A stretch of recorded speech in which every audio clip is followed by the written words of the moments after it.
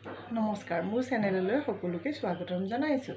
আজি মই লৈ আহিছোঁ আপোনালোকলৈ আন এটা ভিডিঅ' যে আমি ঘৰুৱাভাৱে চুলিখিনিৰ কিদৰে যত্ন ল'ম। যিহেতু এতিয়া খুব শুকান বতৰ, আমাৰ চুলিবোৰ ফাটি গৈছে, শুকান এটা অনুভৱ হয়। সেইকাৰণে আমাৰ চুলিখিনিৰ যত্ন লোৱাৰ বাবে আমি ঘৰতে কি সামগ্ৰী ব্যৱহাৰ কৰিম মই দেখুৱাম। আপোনালোকে ভিডিঅ'টো শেষলৈ চাই থাকিব।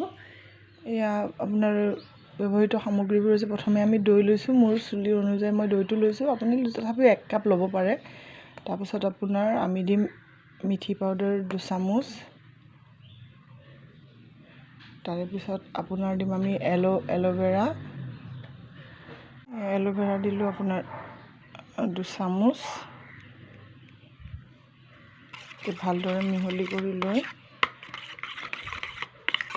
আপুনি মিঠিটো পাউডাৰ কৰি আগদিনাখন ৰাতিও তিয়াই থ'ব পাৰে, তেতিয়া মিঠিটো ফুলি যাব।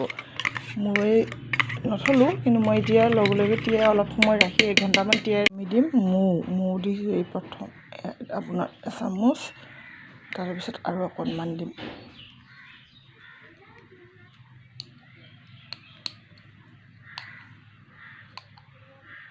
এয়া আমি মৌ দি ভালদৰে মিহলি কৰি ল'ম।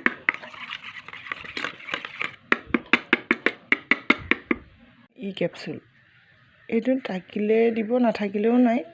যদি কাৰোবাৰ উফিৰ সমস্যা বেছি, তেতিয়াহ'লে আপোনালোকে অকণমান ইয়াতে নেমু চেপি দিব পাৰে। ইয়াত দিলোঁ ভিটামিন কেপচুল 2টা দিছোঁ।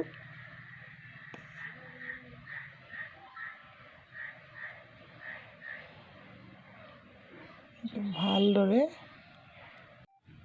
আমাৰ হৈ গ'ল তিয়াই থোৱা 2 ঘণ্টা। এতিয়া আমি চুলিত আপোনাৰ ব্ৰাছ আছে যদি ব্ৰাছ ব্যৱহাৰ কৰিব পাৰে। এনেদৰে ভালকৈ স্কাল্পত লগাই দিব। যদি উফিৰ সমস্যা থাকে, চুলি সৰাৰ সমস্যা থাকে, ইয়াতে আপোনাৰ যদি বেছিকৈ চুলি সৰাৰ সমস্যা আছে, তেন্তে আপুনি ইয়াতে অকণমান পিঁয়াজৰ পেষ্টটো মিক্স কৰি ল'ব পাৰে। এইদৰে আপোনালোকে দেখিছে মোৰ হৈ গ'ল, গোটেইখিনি লগাই হৈ গ'ল। মই এতিয়া চুলিখিনি ভালদৰে টাইটকৈ বান্ধি দিলোঁ। তাৰপাছত আপোনালোকে এইটো 1 পৰা 1.5 ঘণ্টা সময় ৰখাৰ পিছত আপুনি মূৰটো ধুই দিলে হ'ল। হয়, আপোনালোকে দেখিছে মই 1.5 ঘণ্টা ৰখাৰ পাছত এনেদৰে ধুই দিলোঁ। ধুই দি আপোনালোকে এনেকৈ ধুনীয়াকৈ মুচি ল'ব। তাৰপাছত আপোনালোকক মই শুকুৱাৰ পাছত দেখাম যে মোৰ চুলিখিনি একদম ৰাফৰ পৰা ধুনীয়া চফ্ট হৈ গৈছে। এইটো চাব পাৰে আপোনালোকে।